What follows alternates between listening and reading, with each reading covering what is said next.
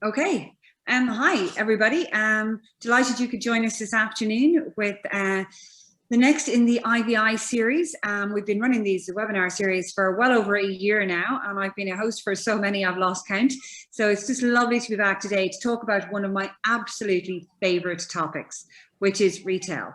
As my mother said, if only I could appreciate it so much from both sides of the counter. But yeah, today's theme is how digital innovations are transforming retail. And I think of all sectors, consumers will be most aware of how technology has been changing retail. And we've some really stellar examples in Ireland, but one of the ones that's been absolutely at the forefront of that throughout has been the Kilkenny Group. So really thrilled to have them here today, represented so well by Emer McCarthy, who will be speaking to us this afternoon. And we also have two other, she's talking to us about transformation towards an omni-channel retailer. We are also joined by Ray Han Iftikhar, designing a new retail channel, and also by Artem BL Ozorov, who is going to take us through redesigning the customer experience. I am no doubt that I made a botch of pronouncing the guys' names, although I did check with them in advance, so apologies.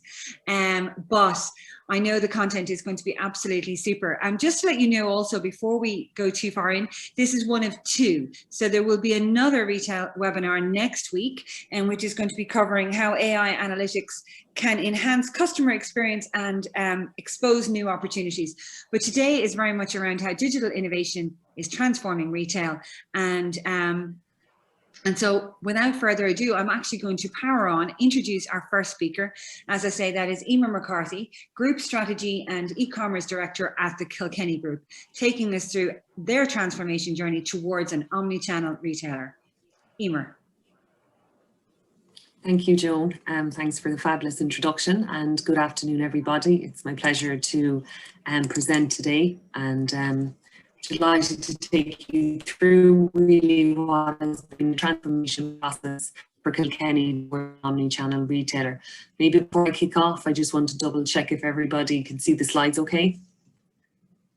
Yeah, that's perfect. If they're appearing. Yes. Perfect, okay, super. Okay, so look, just a bit of an overview of what I'm going to take everybody through. Just give you an overview of Kilkenny Design, our company, and largely bricks and mortar, the omni-channel perspective for Kilkenny and the wider market. It probably wouldn't be correct of me to not mention COVID in today's conversation, given it has inspired a decade of digital transformation in the last year and has also inspired significant move towards the omni-channel for a lot of retailers. And then I might just summarize as well at the end what that means for us in the retail business. So from Kilkenny's perspective, and on the left-hand side there, a little bit of a whistle-stop tour. Kilkenny Design actually was established in 1963. So it was a government-funded initiative to improve design and manufacturing standards. And as part of that initiative, the government brought creative craft makers from Scandinavian countries and other European countries to train locals in the industry. So it really did become a centre of excellence, and it revolutionised Irish design. And on the back of that, on the right-hand side, you can see that's Nassau Street, which is our flagship store. In 1976, the government established that store so that these goods could be sold to Irish consumers or consumers from abroad, as they were in such high demand because the product was so skilled. So again, very much largely, we have been a bricks and mortar retailer. This slide, I love putting this up on all the presentation decks. I guess it's something to be really proud of for Kilkenny. We are recognised as the #1 champion of Irish craft and design. And, you know, we have some, I suppose, some fans or some celebrities out there. Bill Clinton will come to the store anytime he's in Dublin. And there you can see the Duchess of Wessex as well. So it's important to us to kind of highlight how important their profile has been as well in taking us forward, and also to just highlight, I suppose, from craft and design perspective, how well known we actually are. So again, Kilkenny Design's presence. So Kilkenny is largely bricks and mortar. So again, it's important to mention that because that's really where we started from an omni-channel perspective. We were one channel, and over time we introduced our online channel, and today's date, we have a lot more channels. But again, so everybody has a feel for it, the brand and what that is. We have over 250 Irish designers, 72% of our products are Irish designed. We've 16 shops and 5 restaurants. We're also the founder of Champion Green, which is a national movement to support local. And this movement has been very successful for us, particularly around Green Friday, etc., and has really encouraged people to support local. So again, cool, edgy, contemporary design is what we're all about, and then translating that in a seamless customer experience throughout the omnichannel. So for us, one of the key areas for success for us has been also Meet the Maker. As part of the Meet the Maker series, we would have a lot of different suppliers present to us in store. And as part of that, they would engage with our customers and show and demonstrate how our products are made. But I guess I'm highlighting this particular one because from an omni-channel perspective, it can be quite difficult to get across to each of the different channels how this happens. And the Meet the Maker is so powerful in store. And one of our key challenges has been in the past, how do we translate that fabulous experience online in the other channels and making sure that that transcends across. So I guess really the key thing for me to call out now is also what is the omnichannel and why is it important? So for us as a company and for other retailers also, I think we can all agree that the omni-channel strategy, it's not about the future, it's actually about now. And it's what we're doing right now. And the omni-channel retail is really defined as an integrated customer experience across all sales channels. So it's where a customer gets their product, how they pick their product, where they receive their product from. It needs to be consistent across all channels. Again, customers are often fragmented in terms of where they spend their time and how they interact. So it's really important, again, to acknowledge that and take that through to each of the different channels. And again, why is this so important? So the omni-channel approach is very important for retailers, but also has been for us, because we've seen, and I mean, Forbes have issued some statistics on this, 71% of customers want a consistent experience across their channels, but 29% receive it. And if you think about that for a moment, that is really significant opportunity for retailers to capitalize on and to make sure that we're taking advantage there and offering our customers also what they're looking for. And again, if you look at what I highlighted earlier, it really is taking that Meet the Maker experience and trying and really bringing that across each of the different channels and what Kilkenny does well. Shoppers that buy in-store and online have a 30% higher lifetime value. So again, this is another reason why it is important to be an omni-channel retailer and to factor and look at each of the different approaches that you have across all the channels has to be consistent. And then 41% of customer obsessed companies grew their revenues by 10%. So again, really from an omni-channel perspective, the customer is at the center of the strategy. And if you're obsessed with your customer and you put them at the center of each of the channels to create that omni-channel, then you have significant potential there in your underlying revenue. And we've also seen ourselves the benefits as a result of bringing that customer experience and seamless experience across channels. But really fundamentally, more than anything else, it's important to understand the engagement of customers across channels and their different needs. That's key throughout all of this. So again, multi-channel versus omni-channel differences. So again, I suppose just to highlight, we started out originally as a bricks and mortar, we added online, and we've added multiple channels since. And it's key that each of these channels are maximized. And that's the difference in an omni-channel retailer, maximizing each of these channels, uniforming your message across the channels again, and having a very interactive channel focus so that your customer, when they engage with you in one channel, it should be the same experience that they are experiencing throughout the other channels. Again, all the different touch points need to be factored in. So again, if we were looking solely at mortar, we'd be looking at the experience in store. But now that we look across channels, it's key for us to be looking at our social media presence, the interaction with the customer across this space, telesales, etc. And it's a very different customer journey. And I think we do need to acknowledge that as retailers, but also ourselves, we've acknowledged it within the group that it's very different, and trying to optimize it, it takes work. And it's a constant work in progress to make sure, because as good as you think you are, you can always do better. And it's important to keep looking at improving that customer journey. And again, from an organization perspective, really one of the key pieces for transforming into omnichannel is not a silo approach, and very much the multi-channel piece where you're looking at each individual channel individually encourages a silo organization approach. And just to give an example, and we'll talk about COVID in a moment, but we would have seen this when COVID hit in 2020. We obviously turned off the lights across a lot of our stores. and our omni-channel or our online was one of our key areas for revenue. So again, we were able to work across our organization to upskill people, bring them on board into the online channel and deliver a great customer experience. So I think, again, very key to be not silo focused, but to integrate your organization and to upskill them accordingly. Omnichannel roadmap then, so for anyone looking to embark on this roadmap forward, I suppose the priority really is customer at the center and at the center of every channel, and it should be not your strategy or experience, it should be the customer strategy and experience that's really put at the forefront. And when we look at it, the key question is, how do you make shopping easy for that customer? How do you personalize it so that it's what they're looking for? Again, we're also busy in today's day and age. It's important that across each channel, it's speaking directly to what that customer is looking for. Again, the omni-channel CX, so how they interact and all the different touch points, is a consistent. And really, again, back to the point from earlier, as good as you think you are in this game across each of the channels, there's always room for improvement and there's always scope to improve and never to take your eye off the ball.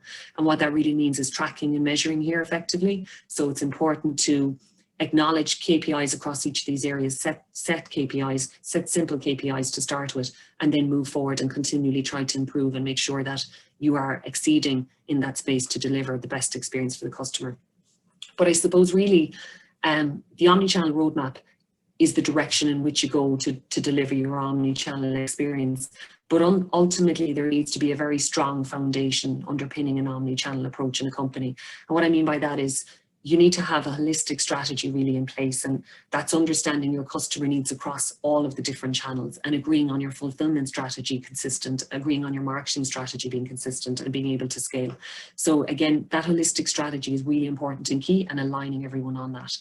From an organization design perspective then, a key part of that is also to make sure you have agility in your workforce, and also that we're constantly upskilling and training people there. So again, it's being able to scale up as and when needed across each of the different channels so that everybody is delivering that consistent, fantastic experience.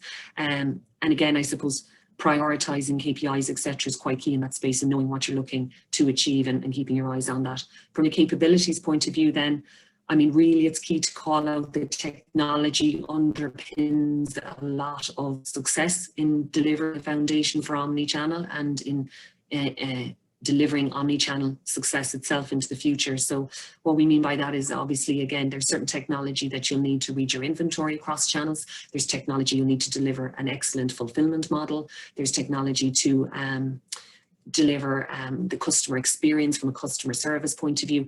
And it really is looking at bringing that in, making sure that we're constantly innovating in that space and moving that forward, because capabilities really are fundamental in the foundation piece to drive forward the omnichannel. Also then, it's key to recognize that silo approach we mentioned earlier in that culture piece. So again, your organization needs to embrace and be encouraged to embrace the omnichannel and see the benefits that we alluded to earlier. There's huge opportunity there, our customers want it, and then it's making sure that we in each of our channels recognize that there is actually only one channel.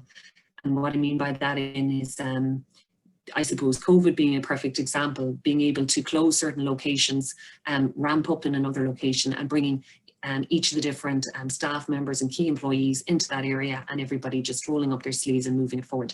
And that's key, and not seeing a channel as a threat for the future, but a channel to grow the ultimate aim, which is the customer experience and the customer revenue and roadmap. So from a landscape point of view, as I said, no presentation these days is complete without not into code and how it's transformed everything. And so transformed technologies for most retailers and capability, but has also largely transformed as well the view of the omnichannel, its importance. So we, similar to other retailers in 2020, were shut temporarily for quite a number of months, and we adopted also a digital first approach. Luckily, prior to COVID, we had adopted a digital strategy and we were investing heavily in this space, but this really did bring it to the fore and the importance of it.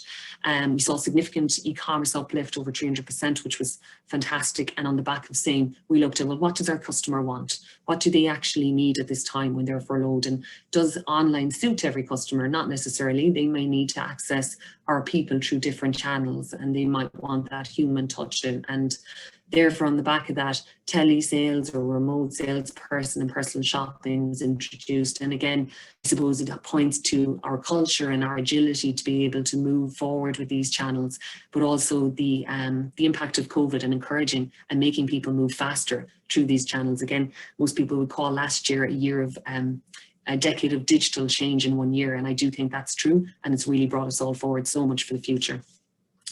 Omnichannel execution then again, so again, back to a similar point, digital is one perspective of innovation that came from COVID, but the execution of the omnichannel, the importance of looking after the customer and safety of the customer, again, front and center of COVID and what we all had to kind of make sure we looked after. And again, all complemented really that omnichannel approach.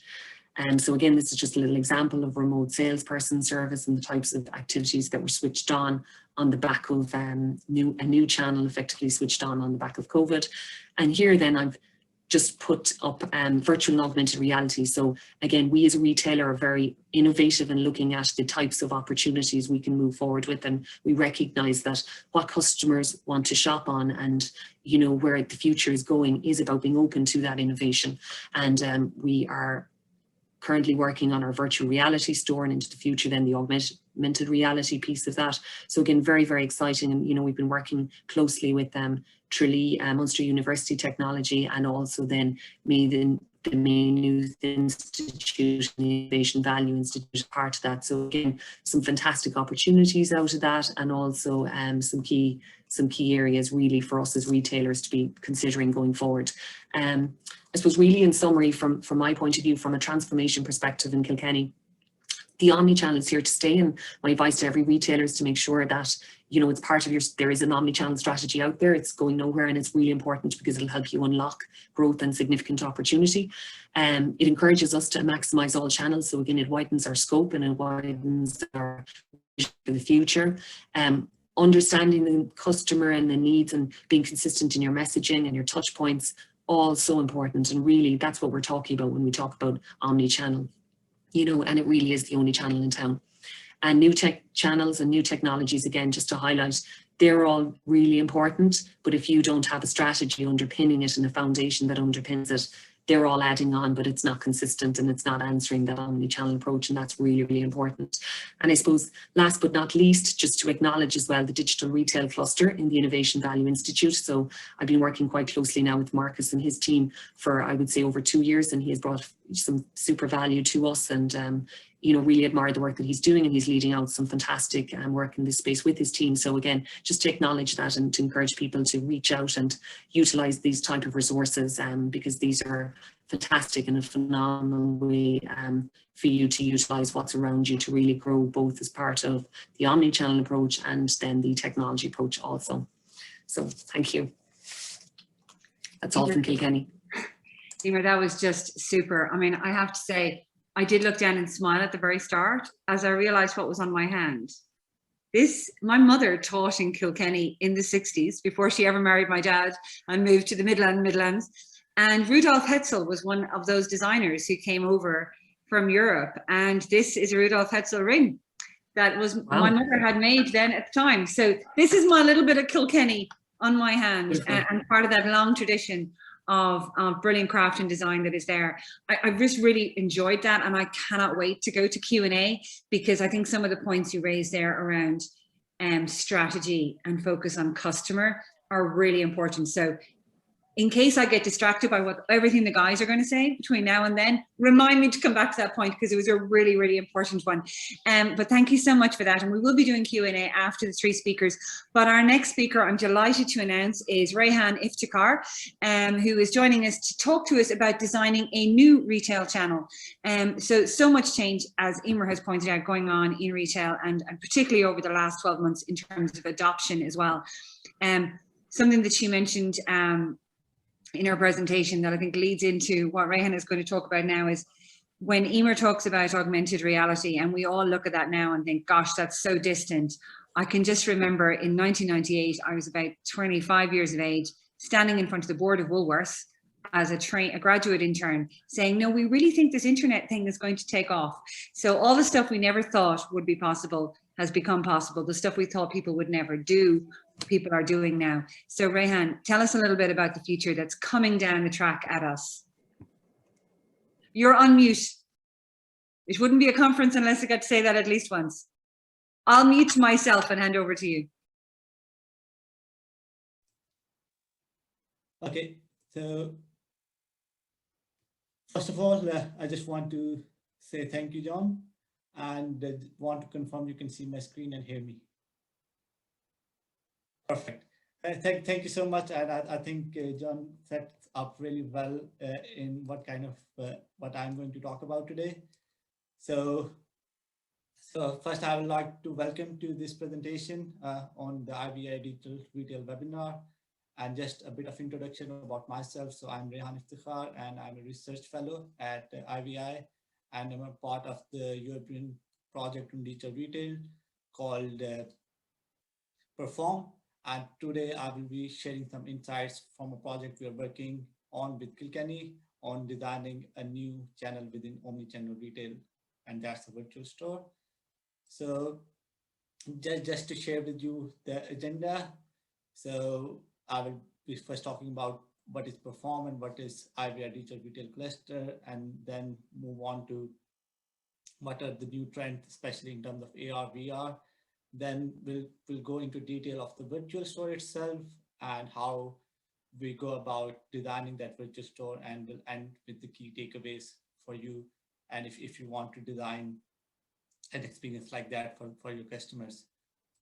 So Perform is a European training network, which I'm a part of. So we are 15 early stage researchers working together on basically trying to reshape the future of digital retail in the European context, and try to help especially the medium-sized and small-sized retailers to compete with the big giants such as Amazon. And focus is on getting that experiential point of view across to the customer and helping these retailers in doing that. So as part of that project, we have 5 representation for 5 different countries. There are 7 beneficiaries, 7 partners, and it's very international.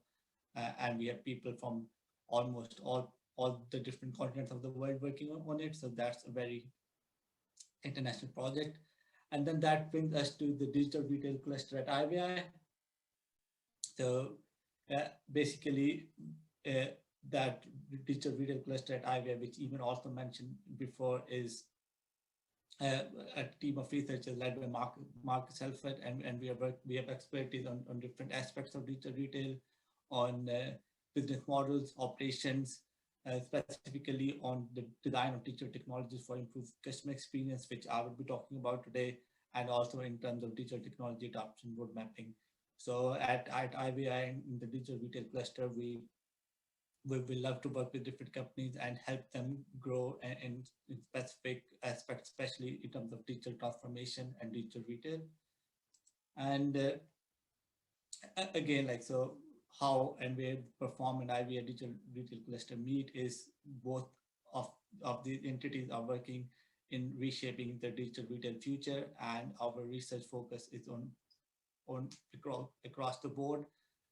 Firstly, on digitalization of business models, digital retail customer experience, technologies, and analytics. And the triggers of this project and the retail cluster are obvious. So one is advancement in technologies and increased customer expectations now, which retailers are facing, and then the change in customer behavior. And specifically after COVID, we are seeing a lot of change in terms of customer, and we will see a lot of change in the near future in terms of how customers now interact with retailers. And one of the major changes is kind of now done through VR and AR. So VR and AR are basically changing the way retailers will engage with their customers now and also in the future. And these are just some snippets from media publications and academic literature which show how the retail experience is being transformed by AR and VR. And there are many retail experts which now say that virtual shopping or VR store is basically the next big thing in the retail customer experience, and that's where the future lies. So just to give you a brief intro into what is a virtual store. So this is one of the application of the virtual reality and AR, which we're talking about. The virtual store is basically a three-dimensional shopping environment, but it can be used in different ways. One is non-immersive way in which you use it as on your desktop or on your mobile, as if you are browsing through a normal website, but in 3D mode where you can go around at a store and shop. And then there's another way, which is an immersive way, so where you use your virtual headset and put that on and basically indulge in the experience of being in the shop. And I believe that that has the potential to become the online shopping way of the future, and specifically because of the growth of the VR headsets and the projections which we have in terms of sales of VR headsets. That is one of the main aspects in terms of digital of retail shopping that is going to be transformed. There will be a lot of people discovering the products in the store, but on the VR headsets, so being at home and at the store at the same time. So bridging the gap between online and offline environments. So these are different ways. Basically, now I'm going to show you in which virtual stores are being designed in the retail industry. So this concept from Ulta Beauty, that's like the first kind of approach which was taken in terms of designing of the virtual store. That was just to replicate the store in a 3D environment and just allow the customers to view it. But there were like no shopping links and no option to buy. But as technology has transformed, so has there have been different designs. So one of these designs which retailers are using is this showroom concept, in which you show a showroom in an online 3D environment, and then the customers can basically click on different products and buy those, and that provides a unique experience to the customer already. But other retailers have taken that even a step forward, and they have created an environment, artificial environment, in which the products are being shown in the natural setting, as if they would be when the customer has bought them. So this is an example from River Island, in which they are replicating a living room and showing how the different products fit in there. And again, then you can click on the links, explore the products more and buy those. And this is again another example of placing products in different parts of a house, and then you see these small blue circles you see. Basically, if you click on them, you can find out more information about the product, and then you can complete the purchase. So all these ideas, when we started working on this project, so we had all these ideas taking in, and then we wanted to know how we can do it best for our context. The first thing we did was to identify what kind of challenges and opportunities it provides in the context of the project we are working with. So one important thing was bringing the in-store experience to the consumer's homes. So basically, that was one aspect that is very hard for experiential retailers to get across, is what they provide in the store, with the environment and every setting, how they can then translate that to the online context. The virtual store provided us that bridge. And then also in terms of offline and online channel integration, that basically now people would be seeing more of the same in their online environment, what they see in store. It also offered opportunities in terms of analytics and increasing brand awareness. But of course, on the other hand, there are challenges associated with these. One is cost, one is finding the right design for your target audience, how you're going to operate and maintain this kind of technology. And of course, you need a very superior quality of images, videos to make it worthwhile. So we looked at all of these, and we looked at how we can evaluate if it's a successful project or not. So basically, that is if this project, this channel can facilitate transfer of value proposition in online context. So with this in mind, we started the research process. And basically, we firstly studied the context, or the user, the customers, and what are their needs and what they want out of this kind of thing. Then we did extensive literature reviews and industry best practice review on the VR functionality and how that can fill physical, cognitive, and emotional needs of the customers. Based on all of that, we developed design requirements in four different categories. Based on that, we developed design principles, and that then went into the development of the store itself. So basically, it was a long process, but we had to build this space to then build the store itself. And just to give you an example of how much work went into it. So this is just one part of the design requirements and principles where we identified a list of design requirements which are required, and then how we transferred that into design principles, and then how that can be replicated in the actual store. So for example, we wanted to integrate key touch points of the physical store. So for example, some stores, they have classical music playing in the background. So we wanted to include that as a feature, and how we have different kind of predefined navigation paths. So it simplifies the navigation and these things. So it's just one part. It was a long list of requirements and principles which we started working with. Then that led us to the next part, which was actual development of the VR store. And there were three main parts of it. First, how we fit that in the architecture. That's really important. And then choosing the right platform, and then how we engage the customer again in the design process. So the first thing was the fitting in the architecture, and that is really useful for omnichannel context to know, because when you're designing something in omnichannel context, you have to look at what other channels do you have and how would you integrate with that. So if you look at this, so VR was two things at one point in the architecture sense. So one, it was being added as another channel within the other channels, and then it was also a technology which has to then link with other technologies, and also in the business and business processes layer. So basically, we had to look at it from two perspectives. So first is the channel integration, and then the technology integration, and then the integration of technology with the other parts of business, the strategy and the vision itself, how that would make better customer experience. So this was a part which we spent a lot of time on, and making sure that we integrate VR within both contexts seamlessly, and it's a seamless experience for the customer when it's all designed and put in the front of the customer. So both in terms of how it fits in the channels, and how the technology then links with other technologies and other parts of your architecture in terms of business as well.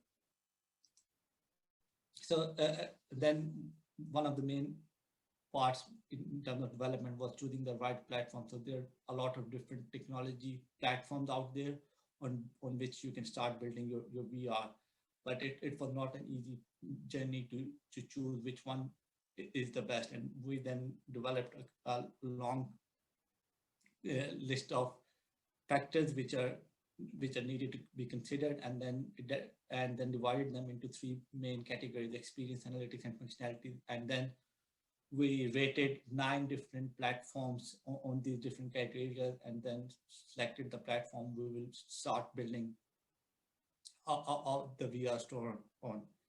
So again, like, that's also a very important part, and that should not be underestimated, because if you make a wrong decision here, you will be limited a lot by the type of functionality a platform can offer. And if that doesn't resonate with the kind of experience you're trying to provide, or the kind of analytics you want to get out of your platform, so basically then all the hard work you have done in setting up everything basically is limited by the choice of platform. And then the next step, so when we had designed the store, we went back again to customers. So we started off with customers, getting the needs and everything, and then after the design, actually in the middle of the design, we went back with customers and then got the feedback on different types. So for example, on the left side, you see a long list of the types of feedback we got. So I'm not displaying the comment and everything from the customers because I don't want to bore you, but the categories were product information, navigation, icon, mobile experience. You can see how detailed the feedback was from the customer and the kind of things they were looking out. And then we took all of that into our system, and then thought, okay, how we can basically now manage all of this experience to make it worthwhile, and went again, did another iteration with the customer in terms of building the store. So right now the store is still under development, and hopefully it will be coming live soon. But throughout the process, so these are the key takeaways which we learned, and I think that is something you want to get out of this as well. Is first, customer involvement throughout the design process is really important. The second thing is integration with other channels to make sure you deliver a seamless customer experience. The third thing is flow of the customer journey. So whenever you're introducing a new channel, designing a new channel, make sure that from the customer and the flow is really seamless, and identifying the right technologies, because you have to integrate with the technologies. And most important of all is how all of this fits to your value proposition and what you are trying to sell to your customer. So if it doesn't fit to your value proposition, basically it's a no-go. So these are the key takeaways we got from it, and we want to pass this on to you as well. So what's next? So as Emer mentioned, that there's also a lot of potential in AR. So we're also looking in how we can use augmented reality to improve customer experience. So that's something happening and would happen soon in the near future with the projects we're working with different retailers on. And yeah, so thank you for your attention. And again, just to kind of say the team which was working on the project from our side. So it was led by Marcus and Gultiki and Artham. They both worked on this project along with me. So we just want to say thank you so much. And yeah, thank you. Rehan, that was absolutely super. I have to say the bit I got distracted in my little head was when you mentioned about the music in the store. And I said, it's a sure sign you're old. I knew I was old the day I was in Dundrum, and there was a lot of loud music coming from a particular store, and it was really dark, and I'm going, that's not for me. And I think of silent disco, going into different shops going, can they turn off the racket? So actually customizing the music, a really important part of that customer experience. And I noticed you gently used the word elders, you know, in their experience. So I'm really looking forward to getting stuck in, because I know how complicated it is. Like tip of the iceberg, I know how complicated it is to put together a model like that. Because when I was in the Irish Internet Association, we did try to put together an e-commerce toolkit very similarly, and so many platforms to evaluate. And as you say, critical choices along the journey, because they can be limiting and so expansive in some respects, but limiting in others. And I think it ties in really nicely what Emer was saying about putting customer at the very center of that, helping, and I think that certainly will help to adjudicate those decisions. Which brings, of course, beautifully onto our final speaker, which is Artem Bielozorov, and obviously part of Rehan's team on that other project, but very specifically going to talk to us this afternoon about redesigning for customer experience. So I suppose in an industry perspective, we would call it user experience, but the great thing about retail is that proximity to customer. The greatest challenge of retail is that proximity to customers, end user. So loads of interesting insights, I am sure. So Artem, I am going to hand over to you. Thank you so much. Thanks very much, John. And thanks very much to Emer and Rehan for the fantastic presentations. I hope I'll be able to follow the same quality and the same pace the previous speakers had. Yeah, so as John introduced, I would like to share another case we were working on, which was about redesigning the experience and the customer journey. So this is the agenda. I would like to quickly give you guys the background and context. Then the process of problem identification, and then eventually we'll cover some aspects of redesigning the customer journey itself. And the purpose is to demonstrate how much work goes into innovation and design of something. We all are familiar with the concepts of customer journey, customer experience, this type of things. And I just want to share some things from my experience about how the things actually work in real life, in real business. Okay, so there just a couple of words about the background. So as you know, we mostly work with medium-sized retailers in Ireland and Europe as well. In this case, we were working with a medium-sized Irish retailer. So the company has brick and mortar stores and the web shop, and the revenue distribution was around 80/20. So obviously the online store was underperforming and there was a huge room for improvement. That was one of the reasons why the retailer approached Innovation Value Institute. And for us, it was a very good avenue to continue to apply all our knowledge and develop different methods to help retailer make better online presence. So, and the purpose was to reach wider audience and improve scalability to grow business faster. So then we turn to the problem identification phase. So during our research and analysis, a large array of different methods was applied. So we were using semi-structured interviews, customer surveys, different types of analysis, competitors analysis, market analysis, also very extensive literature review, because we wanted to pick up those methods proven methods which proved to be effective and efficient in certain contexts. So that's why it was an important step for us to pick those methods which could bring the best results. So also some high-level frameworks and analysis such as PESTEL, SWOT.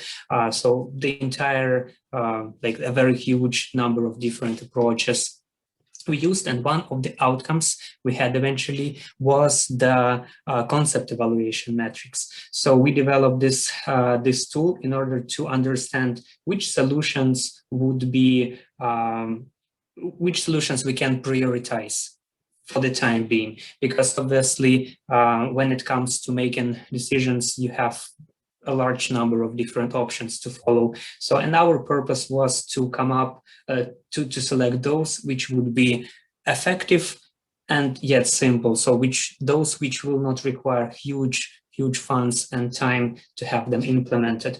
So, and we developed this concept metrics and put different options which were feasible and we could work on them.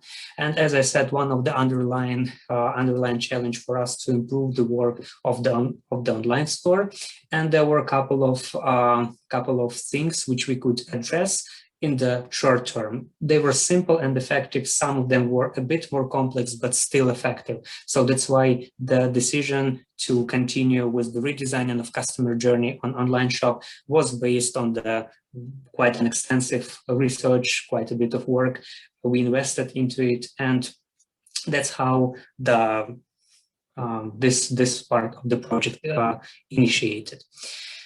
Okay, so now let's get to the customer journey itself. So I suppose all of you are familiar with this concept. So essentially, the customer journey represents the complete sum of experience that customers go through when interacting with the brand. So there are lots of studies around this concept, lots of proven methods how to measure quality of the customer journey, how to make it better. There is a wide array of different methods which can be applied. So in order to improve every phase of the customer journey. However, in our case, we were specifically interested into very granular part of the customer journey, and we were specifically looking into how to make the journey, the shopping journey on the web store better for the customers. So starting from this point, we turn to the analysis point. So the first step was we designed the online store Happy Path. So essentially the purpose here was to cover the most important areas of the store and to map out the journey, and it should be the Happy Path, like from the very beginning until the very end. The journey should be seamless, and these were the specific phases which the redesigned store should have, and all those areas should be designed and shaped seamlessly in order not to lose customers and make the experience better. And one of the quite a powerful tools in order to have a better understanding of what we can do to make the experience, to make the journey better, was the customer experience workshop. So the purpose was taking the customer's perspective to identify experience, pain points, gaps, and opportunities.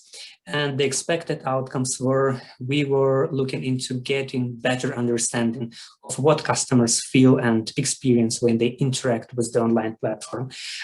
So the insights we were to get from the workshop, we were hoping to use to uncover pain points and opportunities, and this information we were looking to forward to use in order to make the platform better.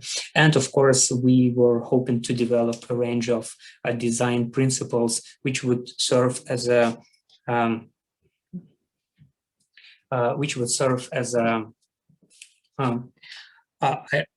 sorry, guys.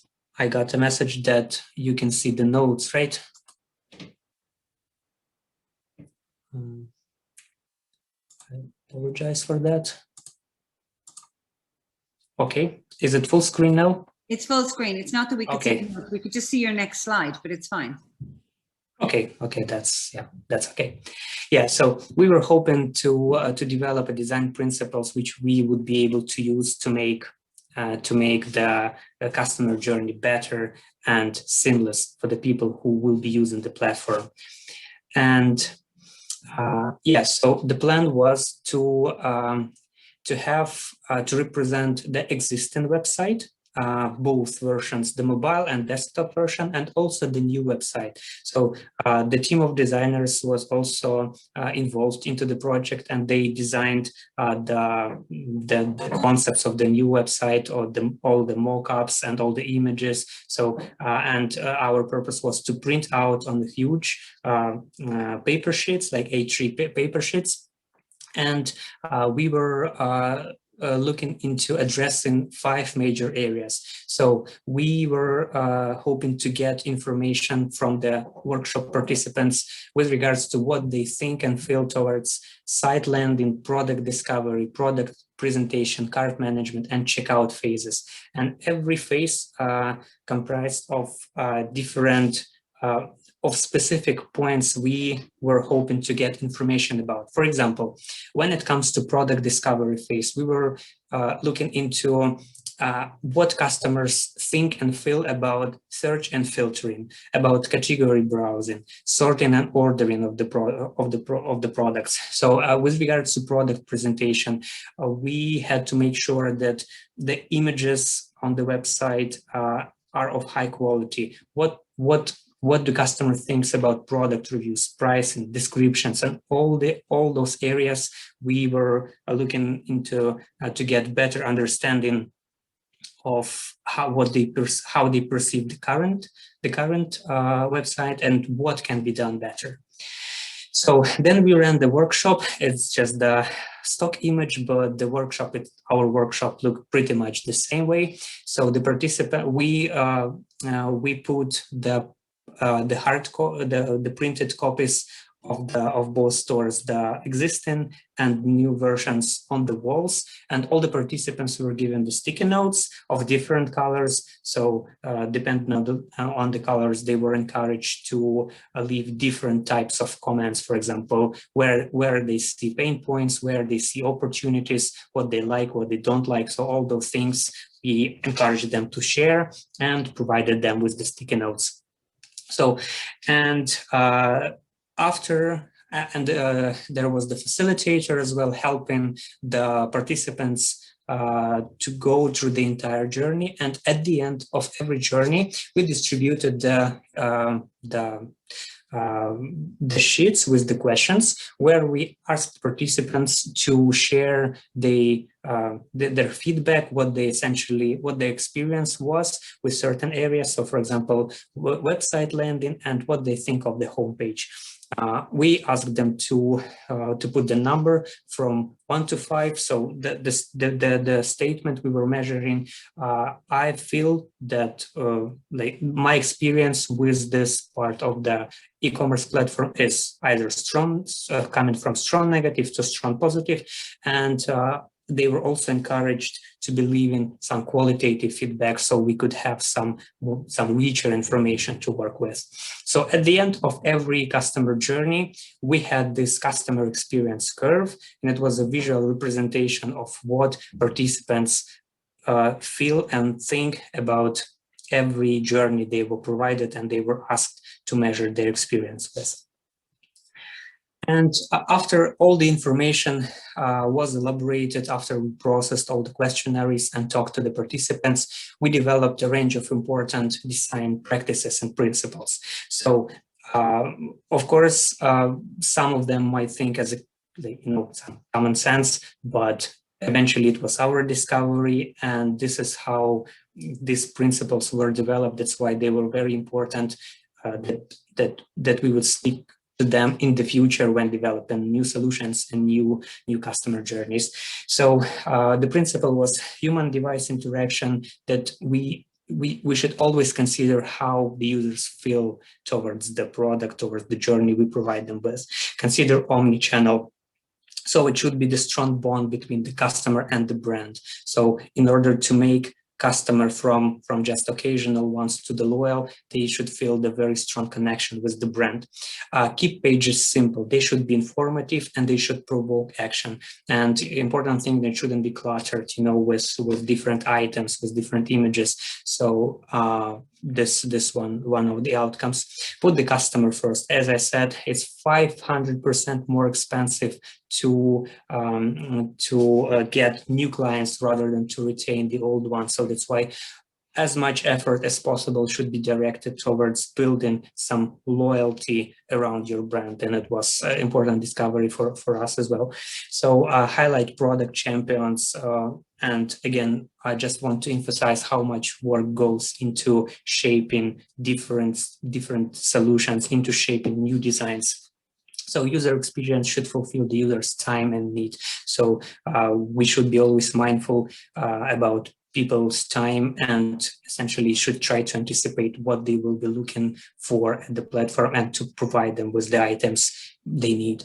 So meaningful experiences allows to define customer journey and keep the customer loyal, provide a positive and easy experience. So, and also some don'ts were also identified, such as don't distract. Pages need to be to focus on action and flow. Don't neglect the merchandise pages in a meaningful way. Don't underestimate the importance of visual quality. So don't be pushy. The pages should be simple, and so people should feel this simplicity when navigating, when using different filtering options and things like that. So it was an important one. Don't overcomplicate. Again, as I said, simple checkout and payment processes. It was especially important because whenever if, for example, some issue comes up at the payment stage, then the entire customer journey can be ruined, because if people don't feel secure when making the payment, all your efforts previously invested could go in vain. So it was also an important thing for us to consider. We were doing extensive research trying to figure out what the payment systems the most popular in Ireland, the most trusted are, and things like that. So it was an important thing for us. Don't push the entire one agenda and don't try to come up with one size fits all solutions. Consider personalization, consider providing some personal experience to the customers. So after we summarized the information, some technical work came in, and we put together the specifications document. So it was a huge document of 70+ pages where we described all the aspects of the future design, where we addressed every single and every tiny piece of the design, described into details, and also provided the wireframes of the future platform. The wireframes were designed in line with the principles we managed to identify with help of the research and customer experience workshop. And this document was handed over to the development team. That's why, to avoid those unnecessary work where they return documents to us asking for clarification, it was very, very important to make the document as detailed and as explicit as possible.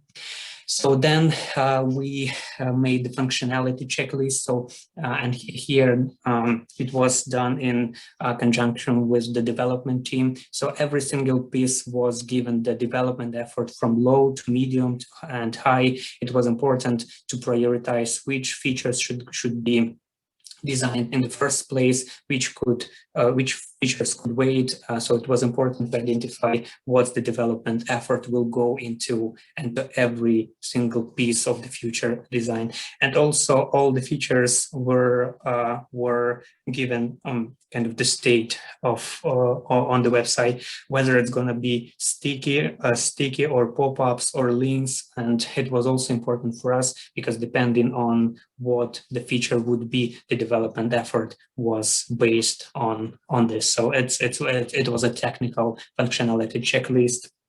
So just again showing you how the redesign process goes and how much work goes into projects like this one. And the final piece was the project plan. So where all the tasks were listed and were categorized. So just a small snapshot. The actual plan was way more than 130 lines in there. So it was a huge plan.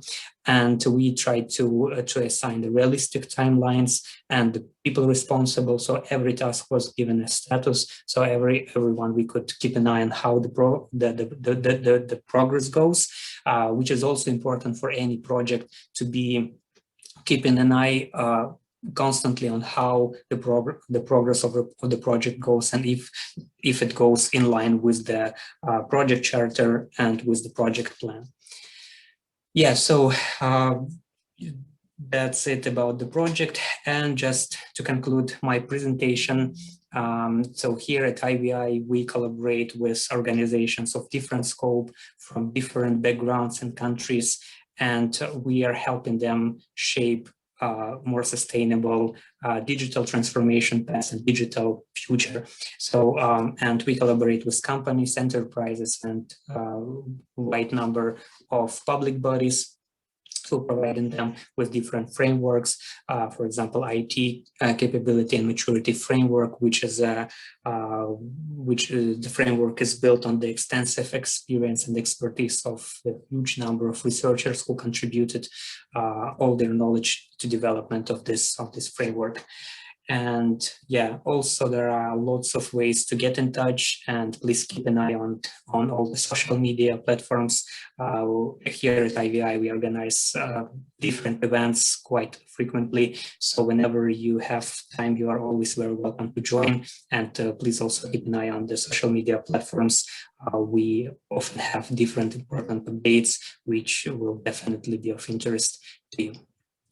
Okay, thanks very much for your attention. Artem, thank you so much for that. And actually, if we hold that last slide up, that'll save me a job now in a minute, because I do have that slide too. So yes, it's really important to stay connected with the group, because as you say, there are loads of projects going on all of the time. I really enjoyed that. I have to say, there were some points in there that I'm sure are resonating with anyone who has been shopping online, particularly over the last 12 months. It's really shown, speaking of maturity frameworks, the businesses that are quite a way down their e-commerce journey in terms of delivering that excellent customer experience, and those who are new to the game, so to speak. But can I ask my speakers now to all put their cameras back on, and unmute yourselves, and maybe we'll just take down the slides there if someone can do that, and we'll just get us all on screen. If anyone has any questions in the audience, if they want to pop into the Q&A box, that would also be great. Artem, can you stop sharing? There we go. So now I can see you all. Yeah, there was so much in that in terms of that customer experience, and it reminded me a little bit of a message I got from a friend the other day. She was shopping online in a shop I knew, and she said, "What size is a size 2?" And it infuriates me, you know, because they put up a website that says size 2. A size 2 could be what? Is it an 8? Is it 10? Is it a 12? We don't know.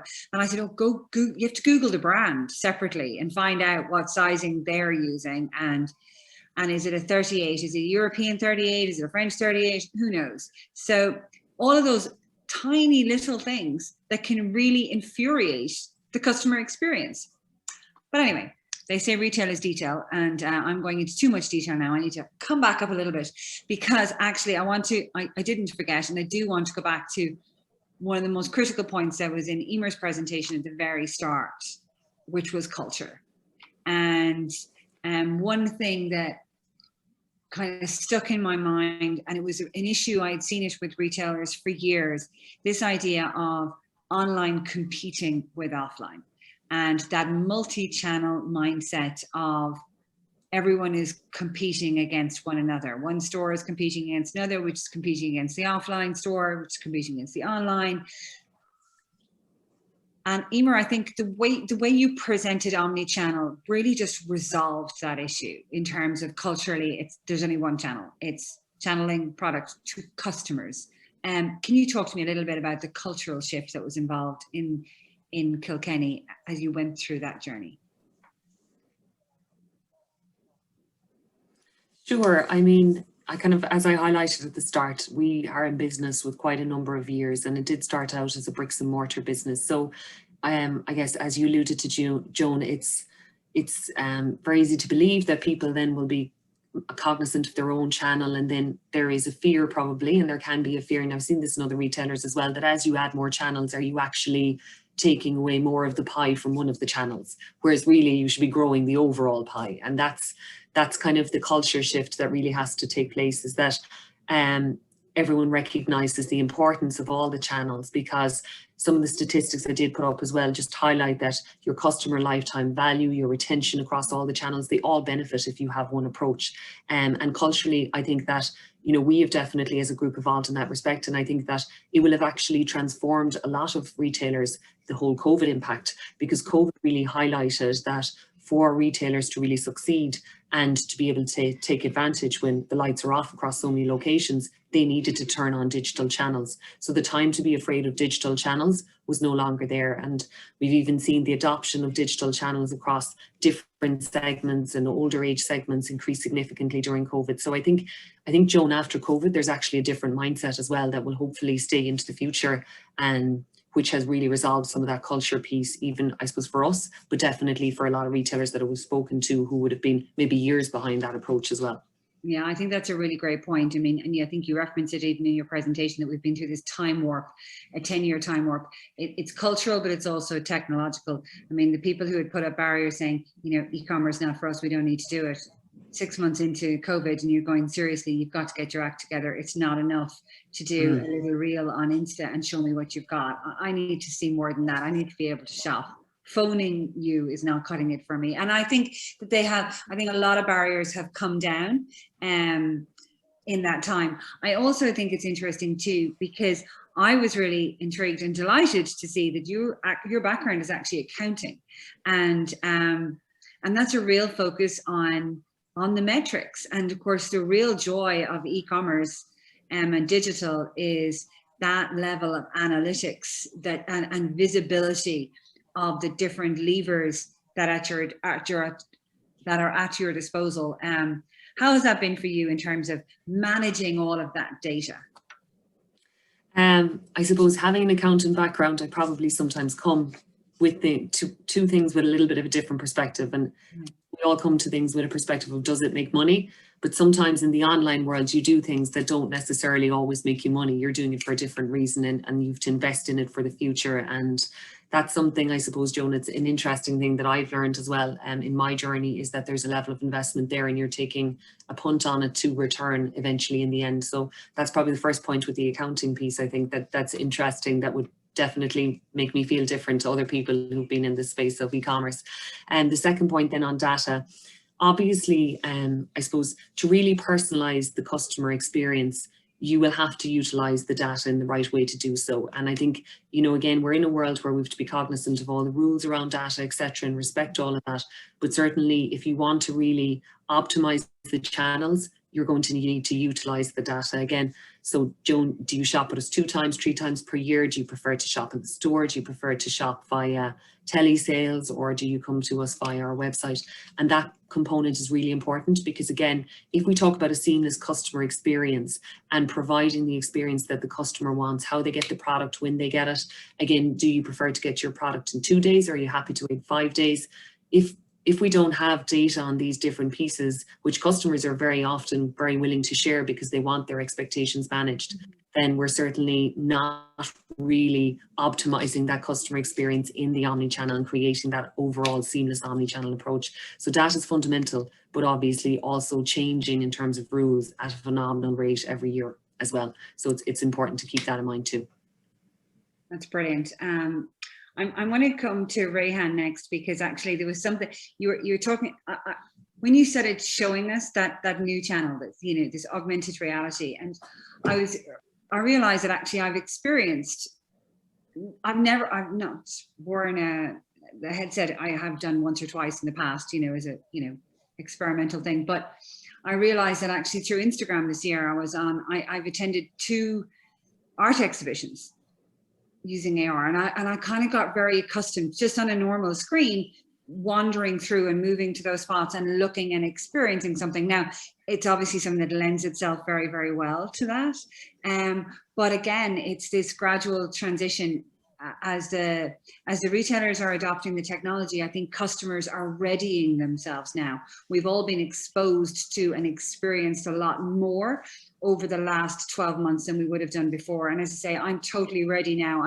I actually, as you were describing it, I actually thought, yeah, I don't have an Alexa in this house for my own reasons, but I would be ready to have a headset in my house that actually, yeah, I'm going shopping now, and I'd rather do it this way than just sitting with a laptop on my hand, you know, on my lap there in the evening and doing stuff. It's like, actually, this is really handy. This could really work for me. Ryan, where do you think we are in terms of adoption, and how far off do you see that? Yeah, so I don't think we are that far off. Actually, you just mentioned before that in 1998 you were designing e-commerce, and then it hit off like in mid 2000 basically. So I think like originally before COVID, I would have said that's the kind of time span we're looking for in terms of adoption. But now with COVID and how much it has changed the behavior of the customer and how much it has accelerated the push to digital, and specifically for our elder customers, like, so that has huge impact in terms of the adoption. And I think we are not far off from where the headsets or at least the virtual experience of virtual shopping 3D environments would be ubiquitous in all different households. So I would say, if I have to give it a number, I would say like in next couple of years, we are really looking into it. Like maybe not this Christmas, but next Christmas shopping would mostly be done on the virtual stores. So next Christmas, everything under the tree, it won't be kit for kids anymore. It'll be for adults, and we'll all need our headsets so we can go shopping. That'll be my Christmas present on my list. Yeah, but it is interesting, because I think that's always the challenge. And I think now we're in a situation where customers are driving and demanding more from retailers. Our expectations are quite high. I do want to come to Artem, but actually, yeah, I'm thinking about customer experience. And one of the things that, again, we've all been home for a year, and so you're engaging more on social media maybe than I was a bit before, certainly in terms of me for Instagram. And I've seen this changing role of the I hate using the word, they call themselves content creators, but we also call them influencers, people who are shopping for us. And basically I just follow somebody who's like my height and my size, and they tell me what size they're wearing, going, well, that's that job done. They're minimizing the risk for me. And that actually is a really enhanced experience, and partnerships that certain people are making with certain brands is actually probably, I think, changing how we shop. It's like we all have a personal shopper now. You know, you follow the person who's most like you. And I think that has become part of my customer experience. And so when I was watching you put together that whole customer journey, I realized how little has changed and yet how much has changed. So like, obviously I did my marketing degree a long time ago, but the journey is still exactly the same. It's just the way we interact with it and the speed at which it's happening is changing a lot. So from your point of view, in terms of that customer experience, where do you think at the moment the greatest weaknesses are? And if you're a retailer dialing in right now and you're listening into this and you're an SME, what's the one thing you feel that Irish retailers are possibly falling down on the most, or where they could make the greatest step change for improvement? Yeah, thanks for the question, John. Indeed, it's this think of this area of customer experience is extremely versatile. There are so many different aspects which you need to look after, and sometimes it's probably even impossible to cover all of them sufficiently. And I think maybe the biggest problem is sometimes that this experiential thing, that what customers feel towards your brand sometimes may be neglected, you know, which is very important, regardless of what you're doing, either designing the new product or the website or the communication plan for your stuff. You should be always considering the feelings of the customers they will have when they start interacting with your brand. And this is a very hot area at the time being. This is where lots of research is going on, these experiential features of every design you are working on. And I think this is also a huge avenue for the future considerations about customer experience, customer journey, and for research as well. I think it's interesting when I think of customer experience. I said to somebody once, I accidentally bought something. The customer experience was so quick and so smooth that I had actually executed before. Jesus Christ, I hadn't quite got my head around that. Actually, my thumb just bought something. I didn't mean to do that quite. I thought I had a minute, but no, it was done now. I'm going, oh, okay. And it was fabulous. It was such a smooth experience. It was absolutely brilliant.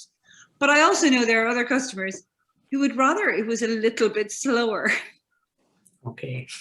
You know, and I think it depends on the customer profile, and all customers are different, and certain purchases we don't want it to be that easy. We actually want that bit of consideration. I saw Emer nodding. You probably have quite a diverse customer base in Kilkenny, because there's I mean, I personally love your store, but I also know people who are not the same demographic as me also love your store, and we're going in there for different things. Some of us are moving a little bit faster than others. How do you find that, you know, just managing so that customer experience and managing the diversity of that for the diversity of your audience? I think it's a really good point, Joan, because I think even if we look at probably the impact of COVID, and maybe Ryan's point earlier about the different age profiles and age groups that are now adopting digital and embracing a digital first approach. So I think actually COVID has maybe moved people maybe slightly closer together in channels of certain things they expect, but there is no doubt there are still diverse needs, diverse requirements. And back to your point there, you will find that maybe in younger generations, they want the product within a day. And again, that's the delivery and fulfillment model. And really what it says, Joan, more than anything else, is you have to provide choice. When you have a diverse range of customers, you have to try and give as much choice as possible. And I think delivery model is probably one of the key examples of that, where some people are happy to wait 5 days, but some people want it now. Some people are happy to pay for it. Some people aren't. And that's another example of how diverse the opinions are in this space and how you need to cater for each of them, or at least the majority, or provide as much choice as possible. Yeah, I think that last part, that bit about fulfillment, and I mean it's the age-old problem really for e-commerce, has always been a huge amount of effort into the user experience online, and that whole, that whole front end. But actually, the devil really is in the detail of that execution piece and the reliability of the fulfillment and being able to track all of that. Now, I have to say, logistics in Ireland has played a blinder, I think, in the last 12 months. I mean, we're all on first name terms with the DPD guy or on your postman. I mean, mine comes around to the back door, they know she's on a call. It really has become, I'll miss extended family member, John, an extended family member. If they start delivering here by drone, it's my only contact with the outside world sometimes, because I'm here on my own. It's like, yay, I've got a delivery coming. But I think that part of fulfillment has actually, it really is a big decider, and particularly choosing certain websites to buy from and knowing how reliable they are. Artem, in terms of what you've been doing in relation to that customer experience, customer journey, it does extend beyond the customer experience just on the online piece into fulfillment, or is that quite separate? No, I think there is no things which separate from customer experience, because this is a very complex concept, and there are so many different things which are interconnected in one or another way. And sometimes the minor thing which might seem, secondary or inferior or whatever, they eventually play a huge role, and it's very important to be attentive to even the smallest details when designing new solutions or designing the experience or the journey, because you never know what might happen if you don't dedicate sufficient attention to even the smallest pieces of your project. So that's why it's a beauty of customer experience, but it's a nightmare on the other hand, So I'm thinking of Rayhan's presentation and the VR, and I'm struck by the number of people who have raced out this week and gone back to their favorite retailers in groups, notwithstanding the social distancing implications of that, but the idea of retail as a social activity and something that we do with our friends.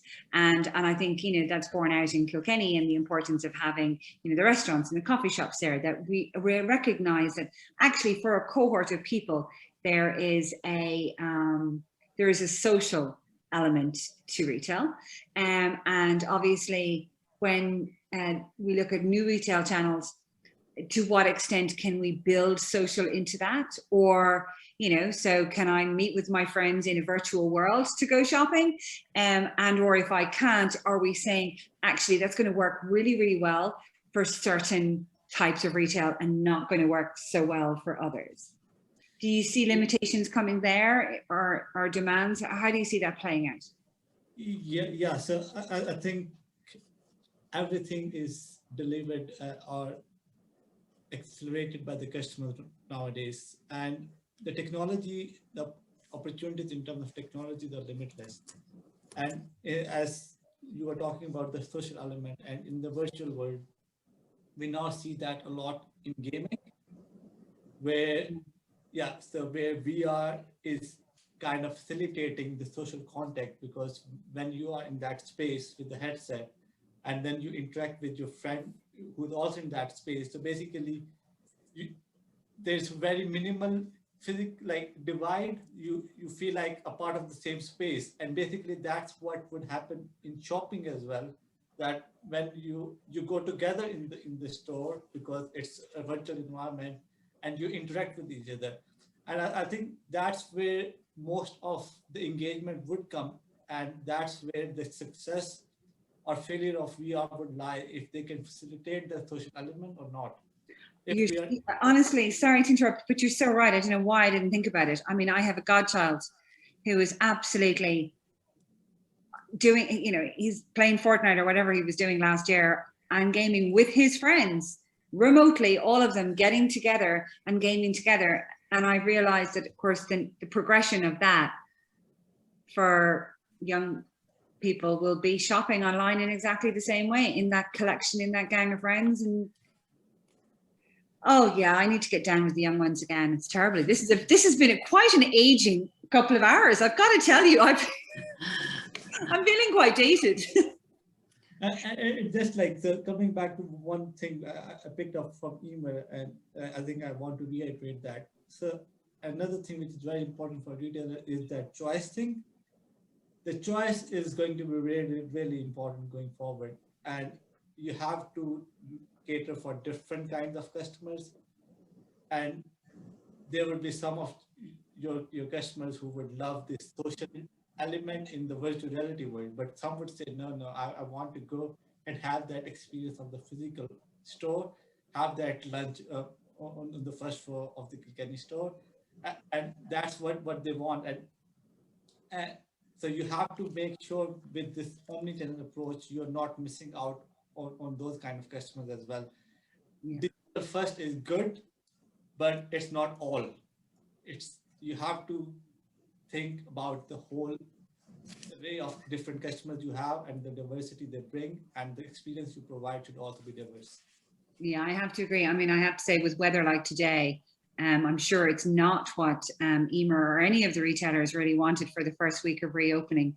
I'm delighted to say I will be in Dublin on Saturday. I need to go, and I will also be in the store. But I think in terms of this kind of weather, yeah, a little bit of e-shopping is possibly going to be the way to go certain days. And even in terms of time, like I notice, if we talk about remote and the idea that people are remote working, a lot of people are not back in the office yet. That's going to have an impact on, town centre, city centre footfall consistently if people don't go back to work. There's a lot of very expensive real estate in cities, and that all has to be managed. And I'm probably imagining the accounting mindset there is going, yes, I know, Joan, asset optimization. But I mean, that is a big challenge for retailers. It's probably not one we're going to get to cover today. But I said at the start of this, retail has always been in my heart, in that it was my very first job was on the graduate scheme in Woolworths in the UK in 1995. So I think when your first work experience is in a sector that is so fast moving, so exciting, it never really leaves you. But it was always that customer journey, customer first. So it's just been such a joy to watch that whole transition over, so many years of career, just to be looking at it and seeing now I'm actually contemplating the idea that I will someday be shopping on a headset and not in the too distant future. I'm conscious that I'm kind of rabbiting on a little bit, and I want to see if we've got any questions and answers from the floor. We don't. You're a shy lot. If any of you have any questions, please feel free to send them through in the next couple of minutes. But otherwise, I don't know if we want to, I mean, we've taken a lot of your time. We're nearly at the end of our time. So shall I do a quick round table on all of you? Emer, I'm going to let you do a big shout out to get people to go back into stores. Is there any final comments or words of wisdom you would like to share with anyone who's listening in today, who's got their retail business and are looking at, okay, e-commerce, what next? Really, I guess, again, it's the omni-channel approach, and it's building from there. Add your channels, add your technologies, but certainly keep your customer, their experience and the choices that they're looking for center of mind, because that's ultimately what you're looking to answer. So I think if I was to give anything or any bit of advice, that's ultimately what should guide your strategy. Multiple technologies, all pointing to one funnel with one channel at the end of it, pointing to a customer, and make everything about them. That is pretty neat and straightforward. I'm pretty sure that Artem is going to probably concur with that from a customer experience point of view. Do you have any final words of wisdom that you want to, as your wrap-up comment for today? I don't know, just a quick word of promotion. Absolutely. Yeah, the innovation partnership is a fantastic program for both retailers and researchers, because there are so many things which can only be unfolded when working together. Because it's the place where theory and practice get together, and this is the best case scenario where we can get the most fruitful results for both parties. I think that's brilliant advice, actually, because it's something I would have experienced a lot when I was in the Irish Internet Association. Is I really want to do it, but I'm not sure where to start or who to ask. And actually reaching out to, you know, the IVI or wherever you're based, you know, whichever the institutes are near you, just to reach out, look at doing an innovation partnership or even an innovation voucher to get you started. But at least there you'll have, you know, a brand agnostic person who can guide you on your journey, who's got an amazing, you know, repository of information and experiences they can share with you. So another great piece of advice. Okay, so reach out. Rehan, you're our man of the future with the hardcore tech here. So what are you recommending? Oh, you're muted. No, you're muted still. Unmute yourself. Sorry, like the tech person and then being muted all the time. So yeah, yeah, like I would say, like in terms of my advice to the retailers, and actually any business at the moment, is technology is your friend and also your enemy. So keep an eye on what you need to do and what you want to do, and don't mix those at this point, because it's very easy to just go down the technology route and get lost because there are so many opportunities. You know what? There's a friend was given a birthday card once of some can dancers, and it said, just because you can doesn't mean you should. Just because you can do something with technology doesn't mean you have to do all of it. Doesn't mean you should do all of it. It doesn't mean it's the right fit for your customer. And again, that ties in perfectly back what Emer was saying, is know who your customer is, know what they need, and whatever channels you bring on, make sure they're ones that are serving a need of those customers, and the right ones for them. So look, guys, you've been, all three of you, absolutely super. It's been a joy talking to you. I'm kind of gutted that I will not be at the webinar next week. I think it's one of the very few that I have missed. But as I say, the second in these retail webinars is next Thursday from 3 until, I'm looking here at my notes, from 3 until 5, and looking at how artificial intelligence analytics can enhance customer experience and expose new opportunities.